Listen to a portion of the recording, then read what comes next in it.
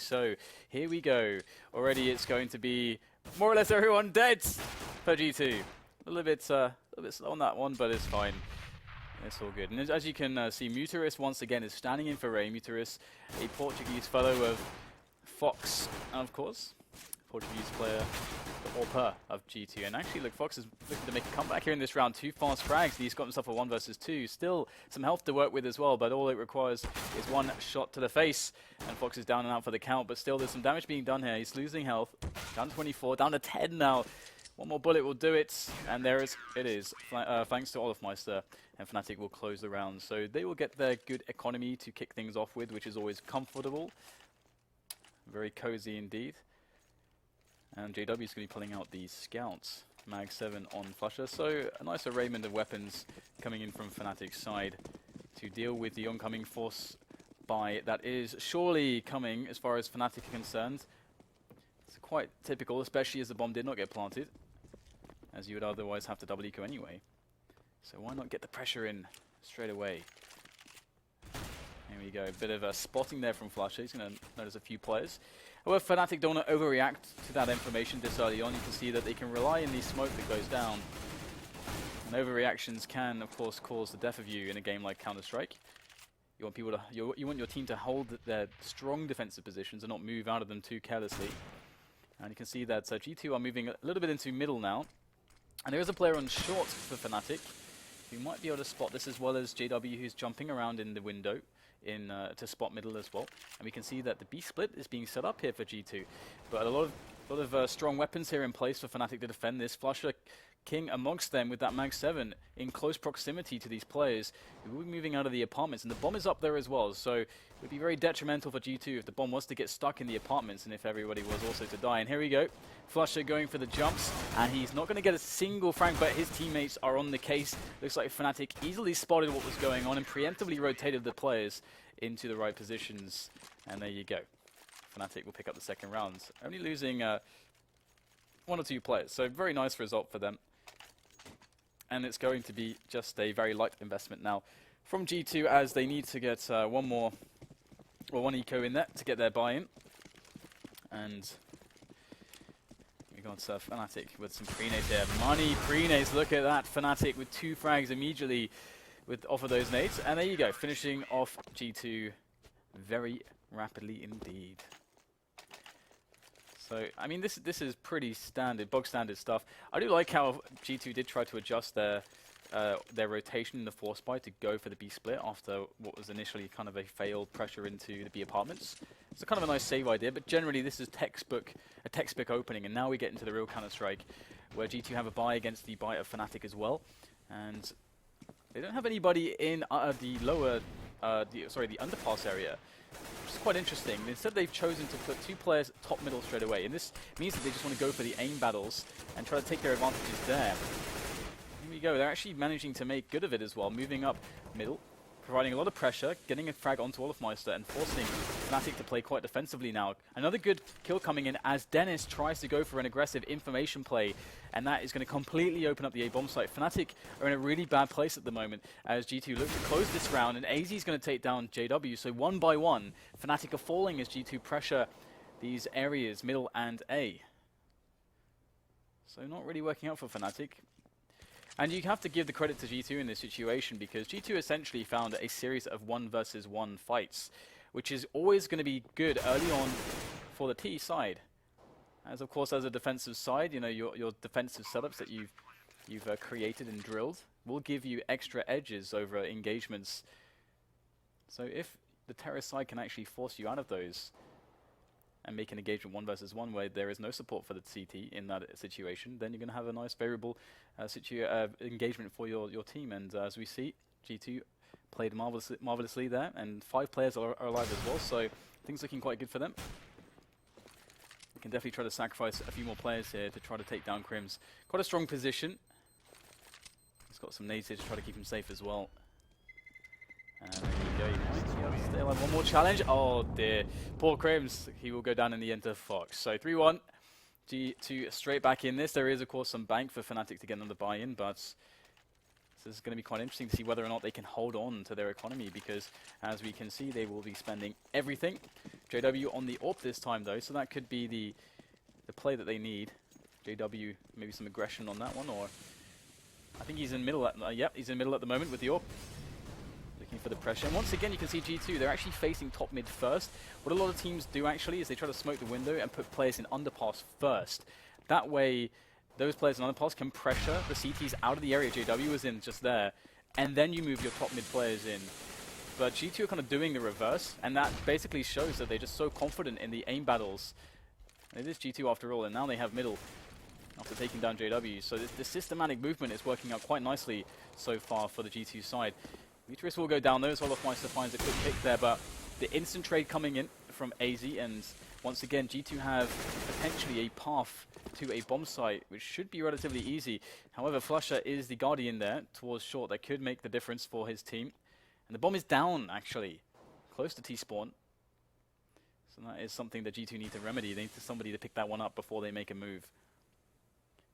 As you don't want to get that next frag and then realize, all right, okay, we have to go back for the bomb now. So bomb is going to be picked up.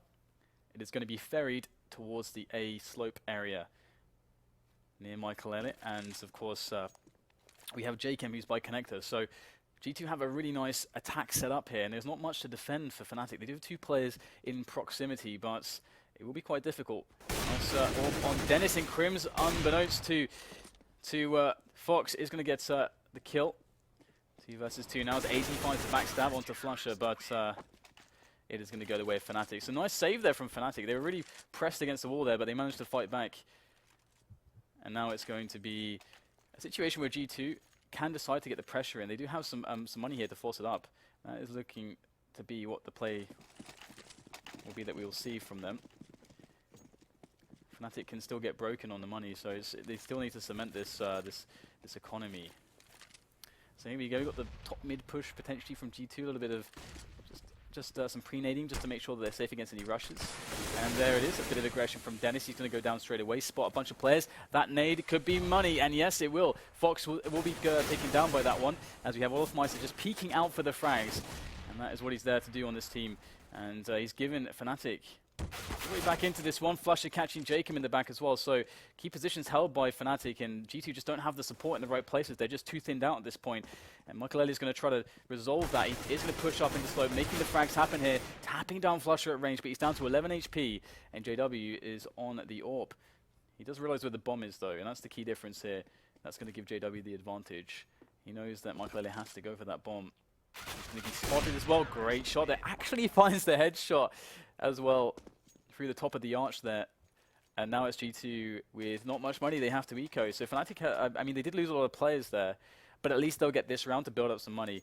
And that's actually why you'll see Crims opting to buy the MP9. It's a very cheap weapon, and you can make a lot of money with it, so it pays itself back quite quickly, and it allows you to have nades. And rounds like this from the T's could be very rush-oriented. And you can see he's using his expendability here. This is a beautiful play from Crims. He will go down immediately, but he'll get a kill at least. Dennis is there to back him up, to clean up all the frags, and that is indeed what will happen. JChem is the only man left standing, and the nade is just barely going to miss him there as he falls back away, having picked up an M4. And there's not really all that much that JChem can do in a situation like this. I mean, his team is going to be able to bind the next round regardless. So what he could, I think one of the best plays he can make is to try to find damage somehow. But Fnatic will be aware of the best possible plays, and they should be wary that he can be coming for the push here. Very smart there to push through the smoke from JChem. Nice risk, big risk, but the reward definitely substantial. So can he get anything more out of this? He's got 50 seconds to try to toy with Fnatic. JW's close with the USP, and he's going to find the headshots. There you go. Another round for Fnatic, but G2 are sort of keeping Fnatic on the ropes when it comes to their money, because again, 3 kills out of that round is kind of significant. So even though it looks like it's really going heavily in favor of Fnatic right now at the 6-1 that we see, in reality G2 just need that 1 round. That said, the 1 round might be quite difficult considering that we have double AWP out in play now for Fnatic, and their players are certainly very strong with those AWPs. Pretty much everybody in the team can AWP very well. JW in middle. This is quite sneaky from AZ. Look at him just standing in the smoke there, and he's going to drop off. once he has the call from his teammates. And look at that, the timing is perfect. Just as Crims was distracted, he found the perfect moment to strike, did AZ. Now he's got Connector, and he's waiting for his teammates to give him another distraction to move forwards as they try to press onto that bomb site. JW's trying to work within the smoke, but AZ, once again, key timing, able to take the frag onto JW, putting it to a 3 versus 2 as the CT struggle to hold onto the bomb site, but the bomb has been dropped on that site now by the T side as it's ticking away. Fnatic making the effort back in here. So far, so good. Just one player left. And there it is. Muteris will be eliminated by Olofmeister, and the round will be saved again. Olofmeister with 4 kills in that round. He's definitely really coming back into his own after what could be considered a bit of a slump some months ago. We're seeing a resurgence from his performances. And that is definitely a nice round to get the quad kill in, considering that Fnatic were really on the ropes there. G2 played that excellently, especially with AZ in middle. And now, once again, you know, G2, they can't quite capitalize on the fact that Fnatic's economy is just consistently low because they get so many frags. But again, this could be the round where they do it. The money still sucks for Fnatic. They're going to go for what looks to be like a contact play into the B apartments. They haven't really tested this so far before. And Flush is there with the M4. He's going to flash back one, but he hasn't really seen that much information. So Fnatic can't really, once again, overreact. That said, they have got a floater in JW, who quickly moved to the shop there to support B. As Fnatic, I guess, must have called that they were, or called that at that timing they felt like there could be a rush. But back into normal positions here for Fnatic. They're quite defensive as well. Not playing all too close to some of these choke points. Dennis and JW in, very close to each other, but with the 2 ops that Fnatic are holding. Almost back to back, actually. Could be quite dangerous, but here goes the peak. And Dennis will spot 2 players. This is a very poor timing for Dennis, and Jacob's going to capitalize now. G2, the floodgates are open, and they start to march into these positions, taking control of the A bomb site with 1 player. It's Jachem who's in there. But the bomb needs to make its way onto a bomb site. It's stuck in B apartments right now, and it's a 2 versus 2 situation with 35 seconds left on the clock. So G2, they actually do have some time to work with, although not too much. And because Fnatic just don't know what's going on, they can't really play together on a site. They could try to gamble it, but looks like they're going to spread out in here to just make sure that they can prevent a bomb plant as well. Oh, and it looks like they might just catch Muteris. It's going to be so hard for Muteris to know, but the peak comes in and the bomb goes down. And with 12 seconds left, and Jacob's so far away, there's no way. And he's going to get naded as well by JW. So great round there from Fnatic in the end. They somehow just managed to survive each and every time. But you can see that their money is just still atrocious. The damage from G2 is so good, but they can't seem to close the 1 round that they need to force the eco, to get the momentum, and to actually make a map of this. Because now it's eco time for them, and it's a key moment for Fnatic to build some security, get some bank in. But what is that? Great headshot coming in from AZ, but the nades are strong as Fnatic take the fight straight to middle, straight to G2 and their aggression. And they have been completely knocked out of play in this round. Quite a cool decision. We're seeing that more and more, actually, that teams are starting to detect, okay, we know that the other team is going to be on probably a Kevlar-less kind of save, so let's just rush them down. If it's Inferno, let's rush down middle. As we can see, Mirage here, they did a similar thing, rushed up middle. You can quickly eliminate the possibilities as to where they're going to go. It's a big information play. You've got a big advantages, even if you're playing those ranges. And it's definitely a momentum builder as well. This round, a bit of a difference. Dennis close to T-slope. He's got an AK. He's going to flash himself into the smoke, potentially. Okay, he's changing his mind, actually.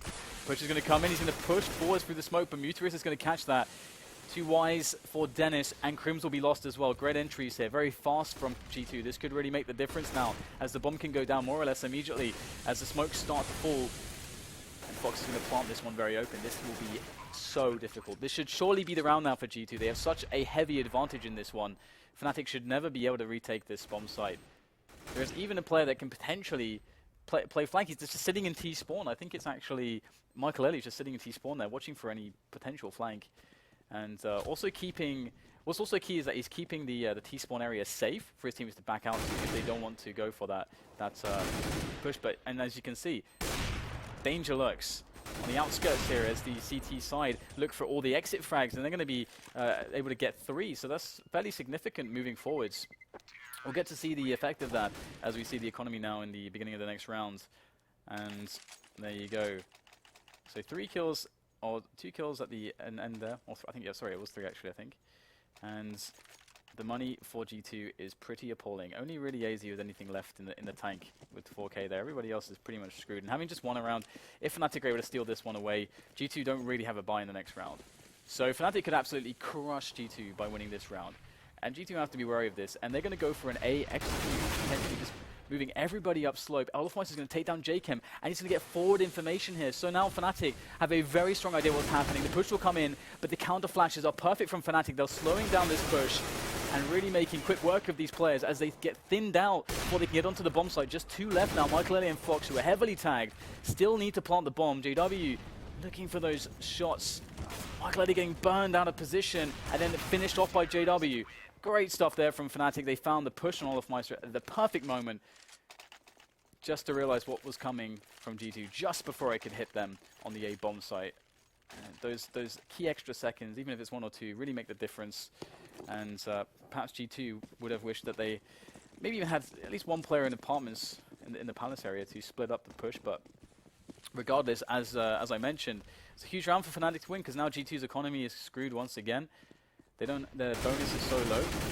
Oh, the spray is brutal there. Crims, long range, finishing off 4 players. And that is G2 laid to waste at top middle there. So 11-2, very fast map so far, to be honest. And we're going to buy in from G2 once again.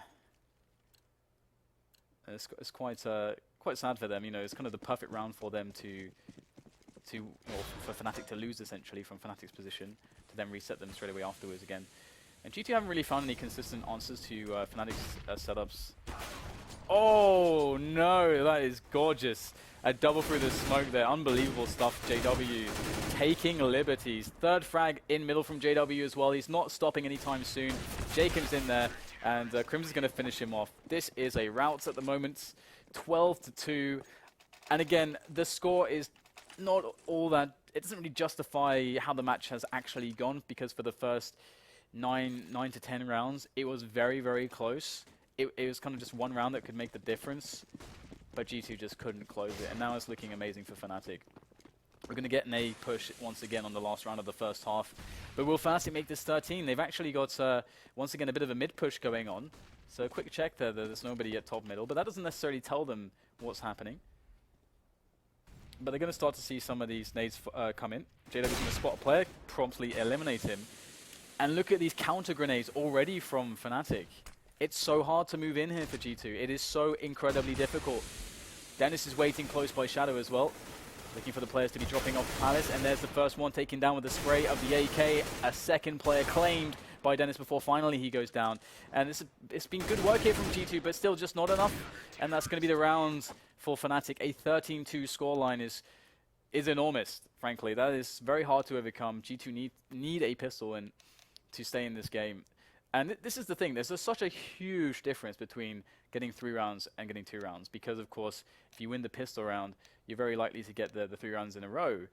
So you're in a situation as G2 right now where they don't have that, they don't have any security. Even if they lose the pistol round, at least they can still be in the game and still mount a very crazy comeback. If you lose the pistol round, it's very, very likely that you're just done right now. And so a lot of pressure on G2 in this round as the CT side, and the CT side pistol can be pretty difficult on this map, depending on the setup that you're running.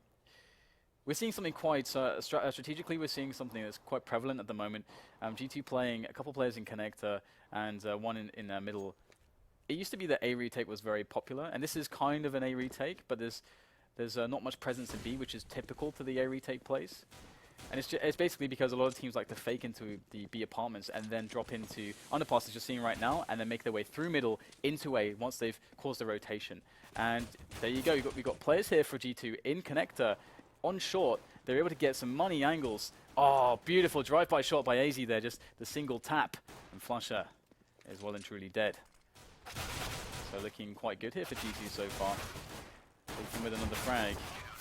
But it's not over just yet. Of course, obviously, we've got a potential force buy that could be quite devastating. Well, it should be a force buy from Fnatic, which would be very devastating if they were able to win this. They would reset G2's economy, and it would basically be impossible from this point. used to be back in the 1.6 days, the source days, that if you win that piss around, you can breathe a sigh of relief. There's no pressure. But in CS:GO, you win the piss around, and then you're even more afraid because you don't want to be in a worse position as if you lost the piss around by losing against the force buy. And here we go. Quick aggression down slope. It's going to find the frag onto Crims for Muteris. So G2 will open things up with a bit of information, and a bit of an advantage as well. And so far, it looks like they're holding on to the key positions that they need. Connector is safe. The A slope is safe. Michael is able to get information there, just a cursory glance taken down to middle. So G2 feel as though they have a good picture of what's going on at the moment and strong positions should there be any surprises in store, which there really can't be at this point, I think.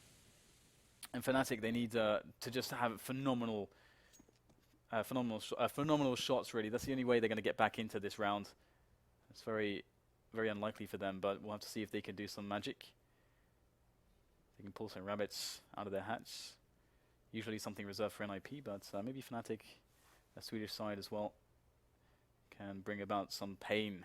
Some damage at the very least is going to be what they want at this point, or a bomb plant, but it looks like they will be denied both. As we'll get the 13-4, and G2 will start with an economy that's going to be somewhat secured for now, as Fnatic are forced to go for the eco, and that should be a lot of free money for G2, so they can start to get that momentum going. Now, I would be very worried, actually, though, for G2 regardless, just because Fnatic have such a huge round buffer. When a team has such a huge round buffer as they do, only needing to win 3 rounds, having already 13, you can do a lot of crazy strategies, essentially. You can take a lot of risks that normally you wouldn't necessarily want to take. And that can be very surprising for a CT side. Almost doing the things that don't make sense, that can be very frustrating to play against, just because even though it's very high risk, you know that it will just shut out the other team immediately, or you'll get in their heads, and you can play the psychological game. It's one of those luxuries that you have when you're in the position that Fnatic are in at the moment. Whether they decide to do that, or whether they decide to say, you know what, our default game on Mirage is just very solid, and we feel like we'll consistently over time gain enough edges over our opponents just by playing our defaults instead of going for a crazy read or some high-risk play, then that is also a very good argument for that, and we're about to find out. First real round here of the second half now, as we get into the buy versus buy. Still a couple SMGs on G2 though with the P90s, and big fast contact play, and this is what we're talking about. Just straight up into the A bomb site, and already Olofmeister getting the first entry frag onto Muteris. More kills following here for Fnatic. They've taken the man advantage, and they're keeping the smoke to the minimum at the start of the push, just so they can get all the aim battles, and it's working out fantastically well for them. P90 comes in, great cover from JW. The nade will finish off Crims in the end, but not before the bomb can be planted. So the clock has been set upon the CT side now as they look to make their way in. Great flick there with the peek from Fox as we get a 2 versus 2 situation now. So it's all to be done here for G2 still. They can definitely pull this one off as they look to go in. But oh my god, that pre-fire from JW was sublime. And in goes Jakem to try to make good of this now, but he is 1 versus 1 against JW. Another quick peek and pre-fire from him as he starts to toy with Jakem, and he's running out of time. And again, JW almost closing his eyes, peeking out, taking the shot with a couple bullets on the burst, and that's the end of that. Fnatic with the contact play into the A site, with the good spawn that they had at the T spawn at the beginning of the round. Looks like that's going to be enough to close out G2, and I do love it when teams go for that fast contact play on their first buy round with the AKs. It is one of my favorites. And there's still enough money to buy here though for G2, and Fox is going to need to get a pick here potentially. But it's actually JW who will take down Jakem. So now a lot of pressure is being put onto the G2 side. They've got to rotate some players towards more passive positions to cover the now holes that are present in their defense. And look at this, not enough rotation in here it would seem, as Olofmeister is going to take liberties. Muteris will go down completely unawares. AZ at least gets the trade, but this is a 4 versus 2 here. G2 could very, very soon be knocked out of this first map. And that's not a good look into this series here for StarSeries. Great shot from Fox, but will it be enough? Absolutely not. 3 players left alive still for Fnatic, as they are 1 round away now. Fnatic, of course, the Swedish side. They are very dominant indeed. They dare to Zlatan, for you football fans. And so far this dominance is resounding. If this leaks into the second map, G2 will be in a lot of trouble. And the second map is a very good one for Fnatic, as it is for G2 as well. Here we go, Fnatic will make their push once again. Another contact play into the A bomb site. And so far, so good. Although, actually, out of nowhere, AZ coming in with a triple frag there. No one seemingly turning their attention to the monster that is AZ, the new pickup for the team. And now Flush is in a 1 versus 2. He's got the AWP in hand as well. Maybe not the best weapon of choice in this kind of a spot. He will almost just see the hand there, barely, of AZ before having to get smoked off. Pushing forwards through the smoke. What is this? Quick frag coming out from Flusher, but we'll get the trade there. AZ will make it happen. And match point still for Fnatic. They can force it up here if they want to. G2, I mean, it would make quite a lot of sense. Again, they have such a big round buffer. Might as well go for it. G2 aren't going to have a good buy, and they know that. So here we go, G2 now trying to make do with the jumble sale by Deagle in there, the Mag 7, FAMAS. Best weapon is an AK-47. And already Fox will find a quick kill there with an underpass push. So nice, and also the covering smoke there in middle. Very nice touch there from G2. Get an early frag into this round, but there's of course Olofmeister now. He's going to be peeking out, looking for potentially some players. He knows they're lurking around here. He's got this Deagle. One shot is all it takes to take down Fox. Olofmeister's made his way into the ladder room here. This is kind of dangerous. G2 are allowing Fnatic to get a lot of room, and there you go. Olofmeister, great shot onto Fox, and now Fnatic are into the B-bomb site. The push has been queued off the back of these frags, and it's now into a 3-on-3. Bomb still needs to be planted, but now the site is well and truly clear. And this is looking very strong indeed for Fnatic. Looks like they're going to make it happen here. Just AZ left. AZ is godlike, but is he really this good? New players. There's the first battle, and there you go. 16-6. Massive scoreline there from Fnatic. They played an excellent first map. We have Cash and then Dust 2.